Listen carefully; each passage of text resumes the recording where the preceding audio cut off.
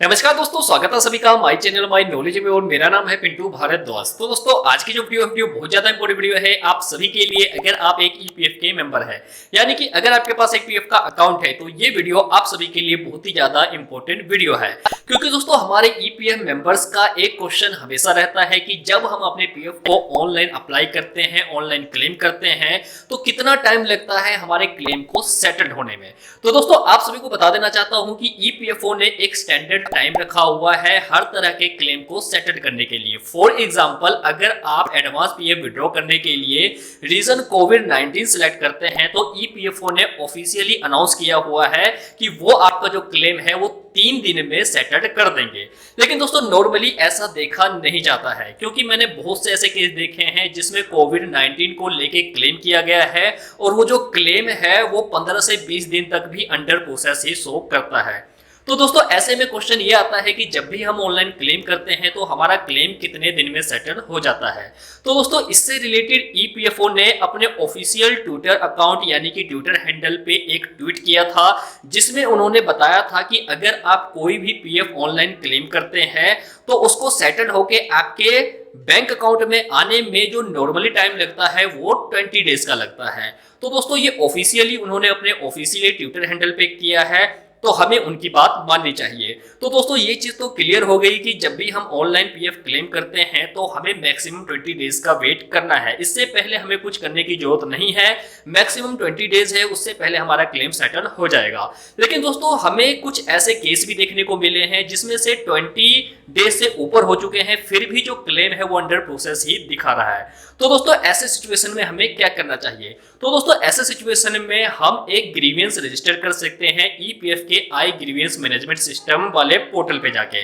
लेकिन दोस्तों सभी को पता है कि हमें ग्रीवियंस रजिस्टर करना है, लेकिन ग्रीवियंस रजिस्टर करने का जो सही प्रोसेस है वो नहीं मालूम, जिसकी वजह से वो गलत तरीके से ग्रीवेंस रजिस्टर करते हैं और उनकी जो एक्चुअल प्रॉब्लम होती है वो सॉल्व नहीं हो पाती है। तो आज की वीडियो में मैं आपको स्टेप बाय स्टेप अपने लैपटॉप की स्क्रीन पे ले जाके बताऊंगा कि किस तरीके से, किस सही तरीके से आप एक ग्रीवेंस रजिस्टर कर सकते हैं अगर आपने अपना पीएफ अप्लाई किया है और अभी तक आपका पीएफ अंडर प्रोसेस दिखा रहा है और उसको 20 डेज हो चुके हैं।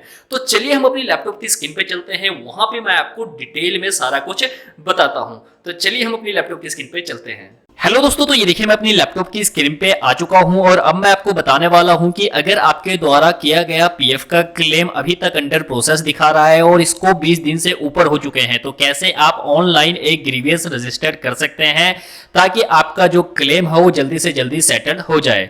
तो दोस्तों ईपीएफ से रिलेटेड अगर आप कोई भी ग्रीवियंस रजिस्टर करना चाहते हैं तो आपको ईपीएफ के आई ग्रीवियंस मैनेजमेंट सिस्टम वाले पोर्टल पे आना पड़ेगा। अगर आप मेरी लैपटॉप की स्क्रीन पे देख रहे हैं तो मैंने यहाँ पे ऑलरेडी ईपीएफ का आई ग्रीवियंस मैनेजमेंट सिस्टम वाला जो पोर्टल है ओपन किया हुआ है। इसका लिंक आप यहाँ से नोट भी कर सकते हैं और सेम लिंक को मैंने नीचे डिस्क्रिप्शन में भी दे दिया है, वहां पे जाके आप डायरेक्टली इस वाले पोर्टल पे आ सकते हैं। चलिए दोस्तों, तो एक नया ग्रीवियंस रजिस्टर करने के लिए आपको इस पेज पे एक ऑप्शन मिल जाएगा, एक टैब मिल जाएगा रजिस्टर ग्रीवियंस का। आप इसके ऊपर क्लिक कर देंगे। उसके बाद आपसे पूछा जाएगा कि आप एक पीएफ मेंबर है, ईपीएस पेंशनर है, एम्प्लॉयर है या कोई और है। तो आप एक पीएफ मेंबर है तो आप यहाँ पे पीएफ मेंबर सिलेक्ट कर लेंगे। उसके बाद आपसे पूछा जा रहा है कि क्या आपके पास क्लेम आईडी है, यहाँ पे लिखा हुआ है यस या नो। तो आप हमेशा यहाँ पे यस ही सिलेक्ट करेंगे और मैं आपको ये भी बताऊंगा कि क्लेम आईडी आप कहाँ से पता लगा सकते हैं।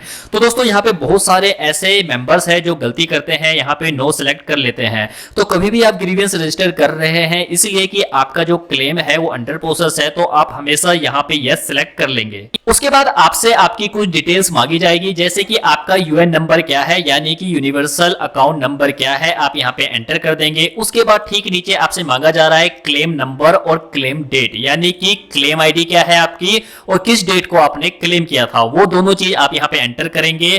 तो अब मैं आपको बताता हूं कि आप क्लेम आईडी और वो क्लेम डेट है वो कहां से चेक कर सकते हैं। तो दोस्तों इसके लिए आपको ईपीएफ के पासू वाले पोर्टल में आना पड़ेगा और यहाँ पे आने के बाद आपको यूएन नंबर और पासवर्ड के साथ लॉगिन करना पड़ेगा। लॉगिन करने के बाद आपको सबसे पहले सिलेक्ट करना है मेंबर आईडी, यानी कि जिस मेंबर आईडी के लिए आपने ऑनलाइन क्लेम किया है उस मेंबर आईडी को आप यहाँ पे सिलेक्ट कर लेंगे। उसके बाद ठीक नीचे आपको 3 ऑप्शन हाईलाइट हो जाएंगे, जिसमें से सेंटर में सेकंड नंबर वाला एक ऑप्शन नजर आएगा व्यू क्लेम स्टेटस का, आप इस पे क्लिक कर देंगे। उसके बाद आपने इस पीएफ अकाउंट में जितने भी अभी तक क्लेम किए हैं उसकी सारी डिटेल यहाँ पे ओपन हो जाएगी। तो दोस्तों जो भी आप यहाँ पे डिटेल देखेंगे तो स्टार्टिंग में ही यहाँ पे क्लेम आईडी दी हुई है और क्लेम आईडी के ठीक नीचे यहाँ पे क्लेम डेट भी दिया हुआ है। तो जो क्लेम आईडी और डेट मांगी जा रही है आप यहाँ से उसको नोट कर सकते हैं, कॉपी करके वहां पे पेस्ट कर सकते हैं।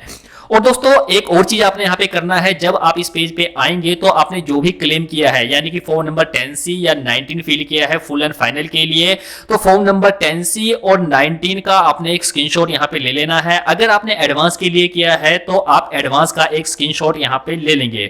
उस स्क्रीनशॉट का आप एक पीडीएफ तैयार कर लेंगे। उस पीडीएफ को आपने कहाँ पे अपलोड करना है वो मैं आपको इस वीडियो के एंड में बताऊंगा। चलिए दोस्तों, तो अब मैं यहाँ पे क्लेम आईडी और डेट को यहाँ पे नोट कर लेता हूं और वहां पे एंटर कर देता हूं। तो ये देखिए दोस्तों, अब मैंने यहाँ पे UN number, claim ID number और क्लेम डेट यहाँ पे एंटर कर दिया है। उसके ठीक नीचे आपको एक ऑप्शन नजर आएगा कोविड क्लेम का, जिसके आगे लिखा हुआ है यस या नो। तो अगर आपने एडवांस पीएफ विड्रॉ करने के लिए ऑनलाइन रिक्वेस्ट डाली है और आपने कोविड-19 सिलेक्ट किया है रीजन में, तो आप यहाँ पे यस सेलेक्ट करेंगे। अगर आपने नहीं किया है तो आप यहाँ पे नो सेलेक्ट करेंगे। उसके बाद ठीक नीचे आपको सबमिट का एक बटन नजर आएगा, आप सबमिट पे क्लिक कर देंगे। उसके बाद फिर से आपको अपना यूनिवर्सल अकाउंट नंबर एंटर करना पड़ेगा यानी कि यूएन नंबर, और उसके ठीक नीचे सिक्योरिटी कोड एंटर करना पड़ेगा जो कि आपको यहाँ पे दिया होगा। ये सेम टू सेम कोड आप यहाँ पे एंटर कर देंगे। उसके बाद ठीक नीचे आपको गेट डिटेल्स का एक बटन नजर आएगा, आप इस पे क्लिक कर देंगे। उसके बाद आपके यूएन नंबर पे जो आपकी डिटेल होगी वो आपको यहाँ पे नजर आने लग जाएगी, जिसमें आपको आपका नाम नजर आएगा, मेल आईडी नजर आएगी और मोबाइल नंबर नजर आएगा। मेल आईडी और मोबाइल नंबर आपको हाइड नजर आएगा सिक्योरिटी रीजन की वजह से। उसके बाद ठीक नीचे आपको गेट ओटीपी का एक बटन नजर आएगा, आप इस पे क्लिक करेंगे और आपके ईमेल पे और एक मोबाइल नंबर पे ओटीपी सेंड किया जाएगा। सेम ओटीपी रहेगा, उस ओटीपी को आप एंटर कर देंगे। ओटीपी एंटर करने के बाद ठीक नीचे आपको सबमिट का एक बटन नजर आएगा, आप सबमिट पे क्लिक कर देंगे। और दोस्तों उसके बाद आपके सामने एक फॉर्म ओपन हो जाएगा जिसमें आपने अपनी पर्सनल डिटेल डालनी है। तो दोस्तों इस पूरे फॉर्म को फिल करने की जरूरत नहीं है। यहाँ पे जिस ऑप्शन पे रेड कलर का स्टार लगा हुआ है वो ऑप्शन आप यहाँ पे फिल कर देंगे। जैसा कि जेंडर सेलेक्ट करना बहुत ज्यादा जरूरी है, तो आप यहाँ पे जेंडर सेलेक्ट करेंगे। उसके बाद कंट्री ऑलरेडी सिलेक्टेड रहेगा, फिर स्टेट सेलेक्ट कर देंगे। उसके बाद ठीक नीचे एंड में आपको सिक्योरिटी कोड यहाँ पे एंटर करने का ऑप्शन मिलेगा, तो सिक्योरिटी कोड आपको यहीं पे नजर आएगा। सेम सिक्योरिटी कोड को आप यहाँ पे एंटर कर देंगे। उसके बाद अगर आप इसको थोड़ा सा स्क्रॉल डाउन करेंगे तो आपको ग्रीवियंस डिटेल सिलेक्ट करने का ऑप्शन मिल जाएगा। यहाँ पे आपके यूएन नंबर के साथ जितने भी पीएफ अकाउंट होते हैं वो सारे यहाँ पे नजर आएंगे। तो यहाँ पे बहुत सारे ईपीएफ मेंबर्स ऐसे हैं जो गलती कर देते हैं, तो आपने ध्यान से यहाँ पे वही पीएफ अकाउंट नंबर सिलेक्ट करना है जिस पीएफ अकाउंट के अगेंस्ट आपने क्लेम किया है। सिलेक्ट करते ही आपके सामने एक फॉर्म ओपन हो जाएगा। इस फॉर्म में आपको सबसे पहले सिलेक्ट करना है ग्रीवियंस रिलेटेड टू, यानी कि किसके रिलेटेड आप ग्रीवियंस रजिस्टर करना चाहते हैं। यहाँ पे आपको 4 ऑप्शंस मिलेंगे, पीएफ ऑफिस, एम्प्लॉयर, ईडीएलआई और प्री पेंशन। तो जो भी हम ऑनलाइन क्लेम करते हैं वो पीएफ ऑफिस के पास जाता है, तो हम यहाँ पे पीएफ ऑफिस सिलेक्ट कर लेंगे। उसके बाद ठीक नीचे आपको ग्रीवियंस कैटेगरी सिलेक्ट करने का ऑप्शन मिलेगा। तो सभी पीएफ मेंबर्स यहाँ पे बहुत ध्यान से देखेंगे क्योंकि यहीं पे वो गलती करते हैं जिसकी वजह से उनके ग्रीवियंस रजिस्टर करने का भी उनको बेनिफिट नहीं मिल पाता है। तो जैसे ही आप ग्रीवियंस कैटेगरी को सिलेक्ट करते हैं तो यहाँ पे आपको बहुत सारे ऑप्शंस मिल जाते हैं। यहाँ पे सबसे पहला ऑप्शन अगर आप देखेंगे तो फाइनल पीएफ विड्रॉ का ऑप्शन है। तो फाइनल पीएफ विड्रॉ आप उसी केस में सिलेक्ट करेंगे जब आपने full and final PF withdraw के लिए क्लेम डाला था और वो अभी तक अंडर प्रोसेस है, यानी कि फॉर्म नंबर 19 और 10C फिल किया था, यानी कि दोनों फॉर्म आपका अंडर प्रोसेस है या दोनों में से कोई एक फॉर्म अंडर प्रोसेस है, तो इन दोनों केस में आप फाइनल पीएफ विड्रॉ ही सिलेक्ट करेंगे। इसके अलावा अगर आपने एडवांस पीएफ विड्रॉ के लिए क्लेम किया है तो आप इसको थोड़ा सा स्क्रॉल डाउन करेंगे। उसके बाद आपको यहाँ पे एक ऑप्शन मिल जाएगा non settlement of PF advance claim. आप क्या करेंगे, इसको सिलेक्ट कर लेंगे। इसके अलावा हमारे पास एडवांस पीएफ क्लेम करने का एक और ऑप्शन होता है जो कि है कोविड-19। तो अगर आपने कोविड-19 के अगेंस्ट आपने क्लेम किया है तो यहाँ पे फिर से आप इसको स्क्रॉल डाउन करेंगे। उसके बाद आपको यहाँ पे एक ऑप्शन मिल जाएगा कोविड-19 एडवांस रिलेटेड, तो आप यहाँ पे कोविड-19 एडवांस रिलेटेड सिलेक्ट करेंगे। तो दोस्तों यहाँ पे बहुत सारे पीएफ मेंबर गलती करते हैं, तो आपने ये ऑप्शन बहुत ही ध्यान से सिलेक्ट करना है। उसके बाद जब आप अपने अकॉर्डिंग ग्रीवियंस कैटेगरी सिलेक्ट कर लेते हैं तो नीचे आपको ग्रीवियंस डिस्क्रिप्शन का ऑप्शन मिल जाता है, जहां पे आप लिख सकते हैं कि आपकी क्या प्रॉब्लम है। तो दोस्तों यहां पे आपने बिल्कुल शॉर्ट में लिखना है कि आपकी प्रॉब्लम क्या है। बहुत सारे मैंने ऐसे वीडियोस देखे हैं जहां पे वो बोलते हैं कि यहां पे आपने पूरी कहानी लिखनी है कि घर में बहन की शादी है, बच्चे बीमार है, माता पिता बीमार है, ऑपरेशन कराना है।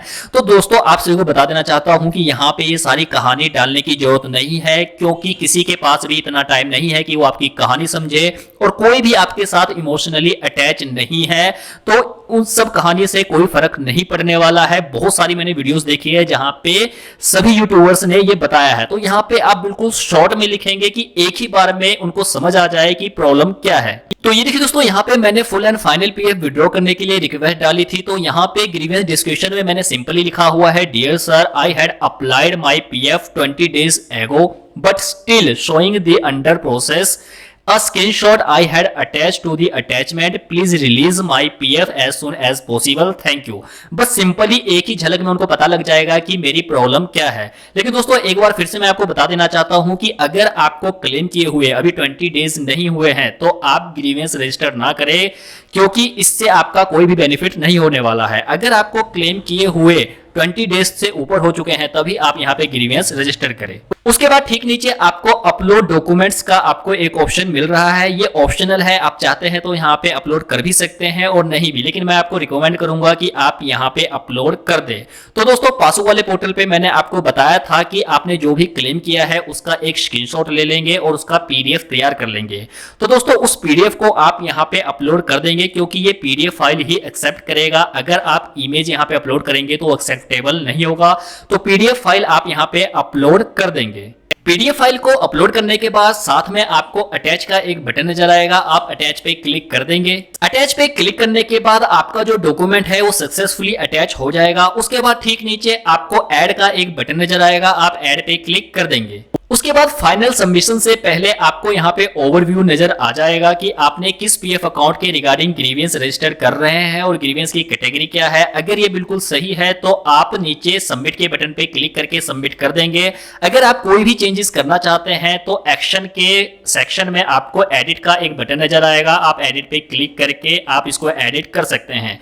तो मेरा सब कुछ सही है, मैं यहाँ पे सबमिट पे क्लिक कर देता हूँ। और दोस्तों सबमिट पे क्लिक करते ही आपका जो ग्रीवियंस है वो सक्सेसफुली यहाँ पे रजिस्टर्ड हो जाएगा। यहाँ पे अगर आप देखेंगे तो रजिस्ट्रेशन नंबर भी आपको यहाँ पे नजर आ रहा है। ये रजिस्ट्रेशन नंबर आपको आपके रजिस्टर्ड मोबाइल नंबर पे भी सेंड कर दिया जाएगा, लेकिन कई बार ऐसा होता है कि मैसेज सेंड नहीं किया जाता है, तो आप यहाँ से उसको नोट कर लेंगे। और दोस्तों नोट करने के बाद अगर इन फ्यूचर कभी भी आप अपने ग्रीवियंस का स्टेटस चेक करना चाहते हैं तो आपको इसी पेज पे एक ऑप्शन मिल जाएगा व्यू स्टेटस का, आप व्यू स्टेटस पे क्लिक करेंगे। उसके बाद आपके सामने स्टेटस फॉर्म ओपन हो जाएगा, जहां पे आप रजिस्ट्रेशन नंबर एंटर कर देंगे। उसके बाद ठीक नीचे आपको दो ऑप्शन मिलेंगे, ग्रीवियंस पासवर्ड और मोबाइल नंबर का। तो आप यहाँ पे मोबाइल नंबर एंटर करेंगे, ग्रीवियंस पासवर्ड एंटर करने की जरूरत नहीं है आपको। उसके बाद ठीक नीचे आपको सिक्योरिटी कोड एंटर करने का ऑप्शन मिलेगा, तो आप यहाँ पे सिक्योरिटी कोड एंटर कर देंगे। उसके बाद ठीक नीचे आपको सबमिट का एक बटन नजर आएगा, आप सबमिट पे क्लिक कर देंगे। उसके बाद करंट स्टेटस में आपके ग्रीवियंस का जो भी स्टेटस होगा वो आपको यहाँ पे नजर आ जाएगा। तो दोस्तों ये एक बिल्कुल सही प्रोसेस था जिसको फॉलो करके आप अपना ग्रीवियंस रजिस्टर कर सकते हैं। अगर आपने ऑनलाइन क्लेम किया है और आपका जो क्लेम है वो 20 डेज से ज्यादा हो चुका है और अभी भी अंडर प्रोसेस शो कर रहा है। तो दोस्तों इस वीडियो में इतना ही था और उम्मीद करता हूं कि आज की इस वीडियो में जो इन्फॉर्मेशन मैंने आपको दी वो आपके लिए यूजफुल रही होगी। तो दोस्तों अगर आपको ये वीडियो अच्छी लगी तो प्लीज इस वीडियो को लाइक करिए, अपने फ्रेंड के साथ शेयर करिए, और अभी तक अगर आपने मेरे चैनल को सब्सक्राइब नहीं किया है तो आप मेरे चैनल को सब्सक्राइब कर ले और ऑल नोटिफिकेशन को ऑन कर ले, ताकि इसी तरह की लेटेस्ट और यूजफुल वीडियोस की नोटिफिकेशन सबसे पहले आप तक पहुंच सके। धन्यवाद दोस्तों, जय हिंद।